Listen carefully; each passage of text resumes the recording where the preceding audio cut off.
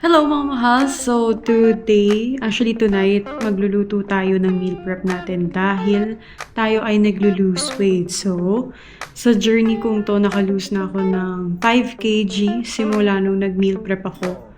Pero nag-stop ako mag-meal prep nung dumating yung holiday. So ngayon, kukontinue na ulit natin siya. Yung dishes na gagawin natin, try natin makagawa ng 1, 2, 3, 4. So, isa doon is steamed tofu with inoue mushroom. Yung isa is chicken with tomato sauce. Isa naman chicken fajita. Greek chicken meatballs with potato naman yung isa. So, ang mostly na gagamitin natin is air fryer. Meron din tayong mga steamed, yes, and mga pan grilled. Yun yung ways na para maluto natin siya ng mas healthy and less oil. Kasi nga nagka-count nga tayo ng calories. Start muna tayo sa vegetables. So, ang gamit natin dito is bell pepper, patatas, carrots, meron din tayong broccoli, meron din tayong mushrooms, and tofu. You can use any vegetables you want, basta yung kakainin nyo kasi very important yung vegetables pagdating sa meal prep. Kasi hindi balance kung pure protein lang and carbs yung kakainin nyo. Very, very important ang fiber, mga mahal. So, dyan papasok ang vegetables. Pagdating naman sa slice or sa cut ng vegetables, kayo na bahala kung ano prefer nyo. Dito, sa akin, ginawa ko na lang siya ng diagonal na strips para mas maganda lang siyang tignan for me and mas madali siyang kainin, mas bite-size siya. Same din sa carrots, ganun din ginawa ko, diagonal na slice lang. Sa potatoes naman, ang ginawa ko naman dyan, pagkatapos ko siyang i-peel at ibabad muna sa water saglit, kinut ko siya into cubes. Make sure lang din na you wash your vegetables properly kasi root crops mostly yung mga healthy food, diba? So, iwas tayo sa mga sakit-sakit na galing sa lupa. So, make sure nyo lang na you wash it properly.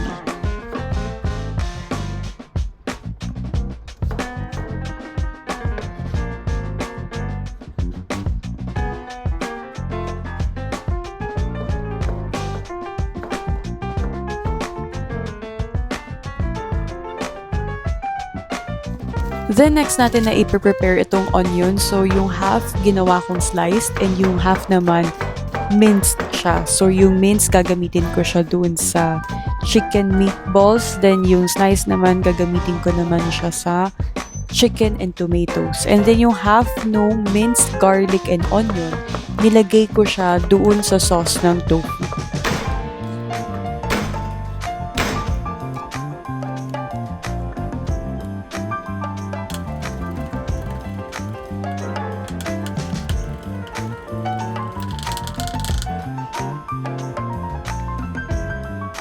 After na natin ma-slice, yung mga kailangan i-slice, i-prepare na natin yung steamer. So, yung isi-steam natin dito yung tofu. Sa recipe kasi, ang sabi nila, 5 minutes lang daw ng steaming okay na. So, ang ginawa ko naman dito is 15 minutes dahil 2 layers yung steamer natin.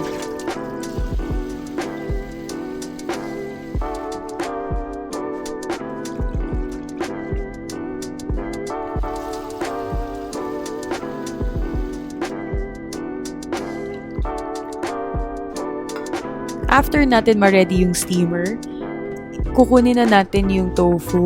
So, 250 grams yan. I-drain natin yung water niyan and then huhugasan natin na maigi. So, may pagka-firm yung tofu. Kayo bahala, pwede nyo itry yung silken tofu. Kayo kung anong mas prefer nyo. Sa akin, gusto ko yung sakto lang. Then, isa-slice ko lang siya. Ang ginawa ko dito is 8 slices. Kasi i-divide ko nga siya into 2. So, kami dalawa ni TC yan. And then, nalagay ko siya sa isang bowl na kasya dun sa steamer. Tapos, i-ready ko na din yung mushroom. So, yung mushroom, yun yung naka-on top doon sa tofu. Hugasan lang muna natin yung mushroom. And then, ikakat natin yung bottom part. Then, ipi-place muna natin sa taas ito ng tofu.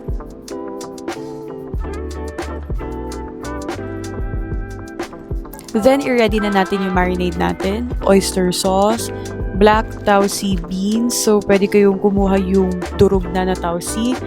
onion, garlic, pwede rin kayo maglagay ng scallions. Tapos pwede nyo rin i-season yung tofu nyo with salt and pepper. Kayo bahala kung gusto nyo na mas malasa. Pero medyo i-control lang natin yung salt intake natin. So nilagay lang natin yung enoki mushrooms doon sa marinade, then in-on top natin siya with tofu. Then steam na natin yan, usually 5 minutes lang, pero ginawa ko 15 minutes. Then i-prepare na natin yung broccoli at saka yung potato sa air fryer.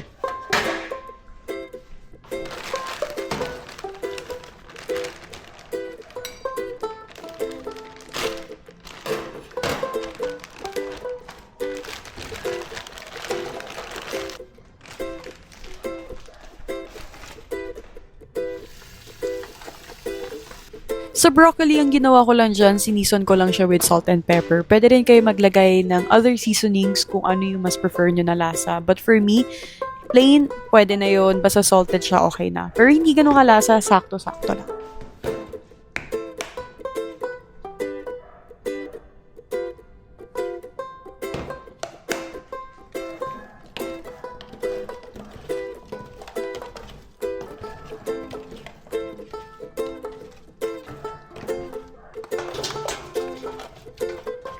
For the potatoes, ang ginamit ko lang dyan is Old Bay seasoning.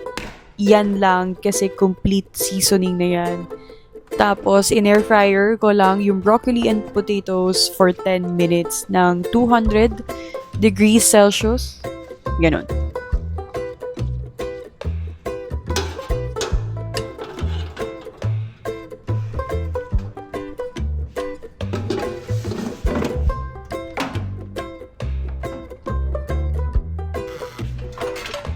So now, nakasalang na yung tofu at saka yung vegetables natin. Ang ine-next natin ngayon is yung chicken meatballs. Sa chicken meatballs naman, itong 1 kilo, kukunin ko yung kalahati, ilalagay ko sa isang bowl. Dito, ilalagay ko na yung minced na onion and garlic. Kukuha din tayo ng 1 egg. And half cup ng breadcrumbs for binding.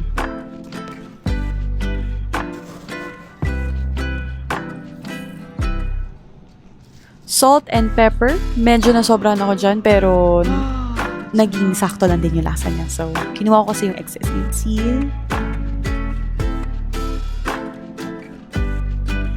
Then, pepper. At saka smoked paprika. Naglagay din pala ako ng cayenne at saka ng Italian seasoning. Mix-mix nyo lang yan until blended na sila together, and then i-shape nyo siya into balls.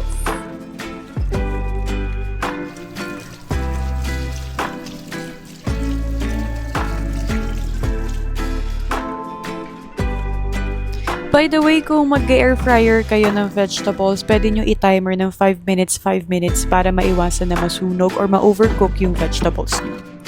So dito, sinishape ko na yung chicken meatballs. So, pwede nyo siyang i-shape ng kahit ano. Pwede rin siyang patty form, kayo bahala. Pero sa akin, mas handy-dandy siya kasing kainin kapag ganyan na nakapabilog siya. Tsaka mas madali din siyang lutuin for me.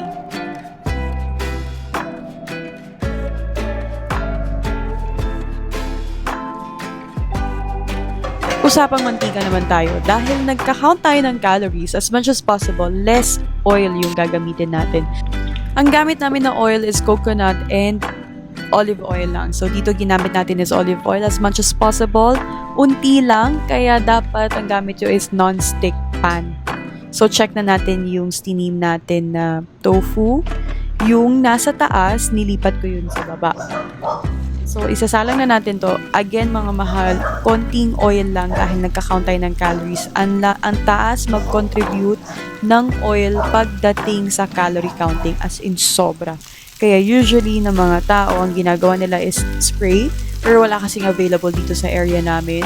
Tapos, in-air fryer nila. So, pwede nyong gawin yun. Pero sa akin, ang ginawa ko lang is 2 tablespoons of olive oil, then good to go na. Okay na din to. Tapos na rin yung broccoli and potatoes natin, isa-set aside ko na yan. Then, babalik tayo doon mamaya sa mga meatballs para matapos na din siya. So, ayan siya. Pwede nyo tustahin, kayo bahala kung anong prefer nyo. Pero, syempre, wag nyo i-overcook dahil i-reheat nyo yan sa microwave. Next naman, i-ready natin yung chicken breast. So, walang available na boneless, kaya ako na lang ang magde-debone. So, kumuha ko ng 2 na buong chicken breast. Pagka-debone ko sa kanila, hiniwa ko pa sa kalahati yan. So, basically, meron akong 8 na fillets. Actually, madami na yun mga mahal. Sobrang dami na yun. Makikita nyo mamaya. Tapos, ayan, kumuha lang ako ng Old Bay seasoning at saka taco seasoning dahil ang ini-aim natin dito is chicken fajitas. So, basically, Old Bay and taco seasoning kompleto na yan. Wala na akong kailangan isipin as in complete set na siya. So, again, 2 tablespoons ng oil. Ayan, same pan lang kasi sayang naman yung flavor. Then, doon din natin iluluto yung chicken breast natin or yung chicken fajitas natin.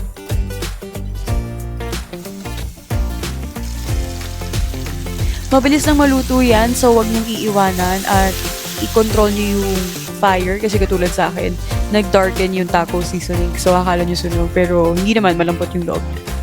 So, double check ulit tayo dun sa tofu, tapos na siya. Mabilis lang siya actually. Pwedeng 5 minutes, depende siguro sa lakas na lang nung steamer niyo. Pero dahil nga 2 floors yung gamit natin, finlip ko sila, hindi naman finlip, pinagbaliktad ko sila para mas maluto yung nasa taas.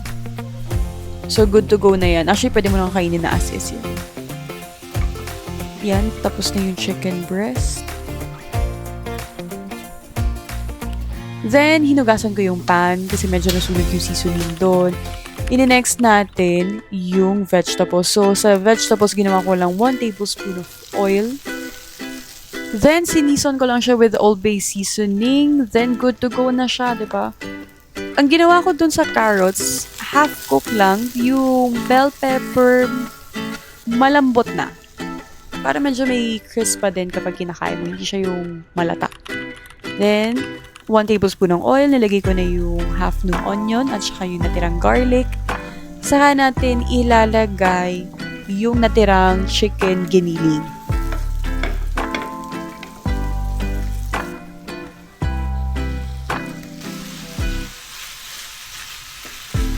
Sa chicken giniling, sinison ko lang siya with salt and pepper. Tsaka ko nilagay yung isang can ng tomatoes. Simmer mo lang for 5 to 10 minutes and then adjust yung seasoning, then it's good to go.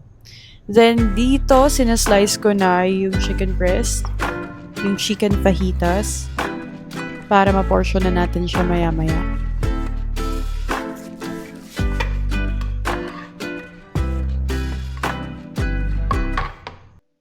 So, ito lahat yung niluto. Hahatiin ko to lahat sa 2 tao yung kakain. So, basically 2 portions. I think i-drain ko to. Corn. Hit ko ng unti siguro para may konting flavor with butter. Unti lang. Salt and pepper. Tapos, we're good to go. I-assemble na lang natin lahat.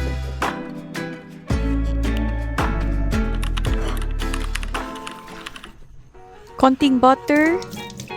Hugasan natin yung can ng tomatoes. I-drain natin yung water.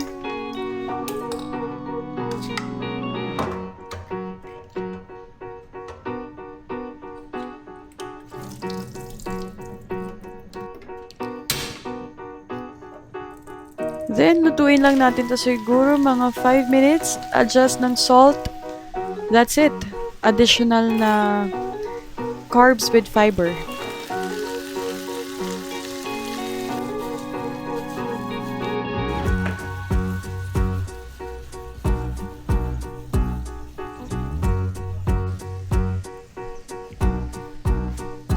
Okay. Pagdating sa pagpo-portion, mga mahals, mas maganda na timbangin nyo yung protein, yung fiber, at saka yung carbs na kakainin nyo.